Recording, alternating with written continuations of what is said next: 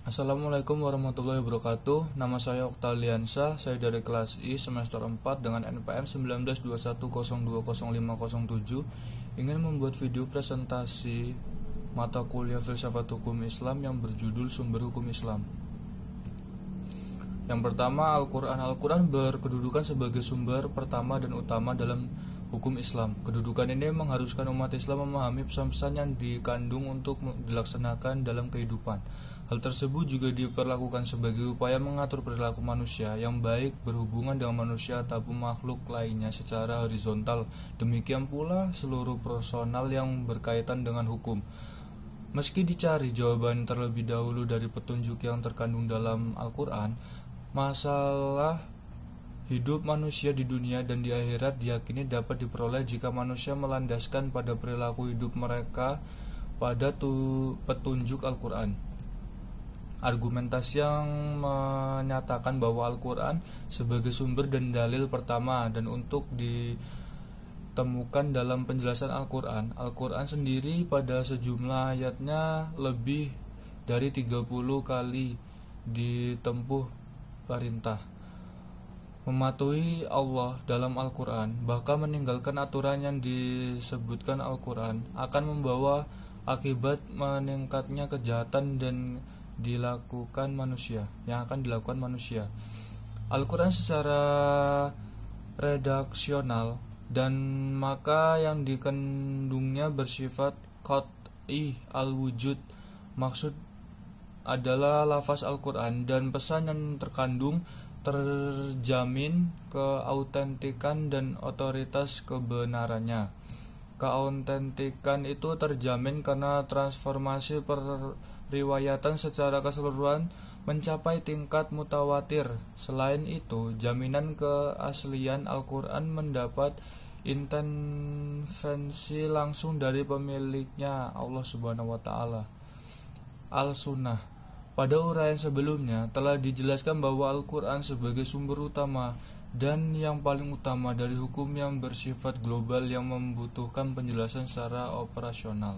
Nabi Muhammad SAW sebagai penyampai ajaran Al-Quran diberi otoritas oleh Tuhan untuk menjelaskan lebih lanjut apa yang telah diwahyukan kepadanya. Dengan demikian, as-sunnah baik dalam bentuk perkataan, perbuatan maupun dalam bentuk takrir berkedudukan sebagai sumber kedua setelah Al-Quran. Kedudukan as-sunnah sebagaimana disebutkan di atas berdasarkan argumentasi bahwa secara normatif ditemukan ayat Al-Quran yang menyeluruh untuk taat kepada Rasul. Ketaatan kepada Rasul sering dikaitkan dengan ketaatan kepada Allah Subhanahu wa Ta'ala seperti yang ditemukan pada surat Al-Nisa 13, artinya hukum-hukum tersebut itulah adalah ketentuan-ketentuan dari Allah. Barang siapa taat kepada Allah dan Rasulnya, niscaya Allah akan masukkannya ke dalam surga. Al-Quran sering menetapkan berbagai kepada Rasul sama dengan kewajiban beriman kepada Allah Subhanahu wa Ta'ala disebut dalam surat Al-A'raf ayat 158. Penegasan Al-Quran juga menyebutkan bahwa perbuatan Rasul berdasarkan wahyu yang diturunkan kepadanya, seperti yang disebutkan dalam surat Al-Najm ayat 3 yang artinya dan tidaklah diucapkan itu Al-Quran menurut kemauan hawa nafsunya. Akal dan proyeksi ijtihad. Pengertian akal. Akal menurut Al-Quran, lebih khususnya menurut pengertian pra-Islam yaitu bahwa pemerintah alam sekitarnya dengan otak dan di mana otak adalah organ tubuh akal. Artinya, akal itu sendiri terdapat di dalam otak seseorang yang digunakan berpikir dan berdasarkan pemikiran itu, maka lahirlah suatu ide atau gagasan mengenai suatu masalah yang diberikan sebagaimana telah kita ketahui bahwa Allah Subhanahu wa Ta'ala menciptakan manusia berbeda berdasarkan akalnya dan makhluk hidup lainnya seperti hewan dan tumbuhan. Berdasarkan perspektif Islam, peran akan dibagi dua, yaitu satu, memahami nilai-nilai ajaran agama. Apabila ada doktrin yang kurang jelas akan merumuskan pelaksanaannya Adapun ketika sebuah doktrin agama memiliki nilai-nilai sosial, akal bertugas menerjemahkan dalam konteks kehidupan kekinian, bukan untuk mengubah doktrin melainkan menemukan kepelaksanaan doktrin. Dua, akal bertugas memilih dan menyeleksi doktrin agama. Terkadang ada doktrin agama yang temporer, madaniyah, dan doktrin agama yang selalu kontemporer, makiyah.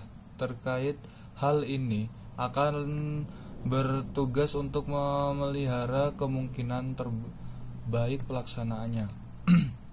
Akal dan proyeksi istihad. B. Proyeksi istihad. Istihad merupakan bahasa berarti yang keras dan bersungguh-sungguh, sedangkan pengertian dari segi istilah istihad adalah berusaha menetapkan hukum berbagai masalah yang belum ada tetap hukum dan alam Al-Quran dan hadis yang dilakukan dengan secara cermat dan pikiran yang murni secara berpedoman pada aturan penerapan hukum yang benar.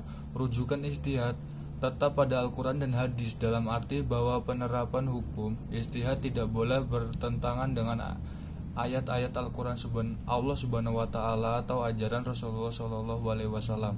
Orang-orang yang beristihad disebut mustahid. Antara mustahid yang satu dengan mustahid yang lainnya dalam menetapkan perkara yang belum ada ketentuan hukum dalam Al-Quran mungkin akan berbeda dalam memberikan penetapan hukum.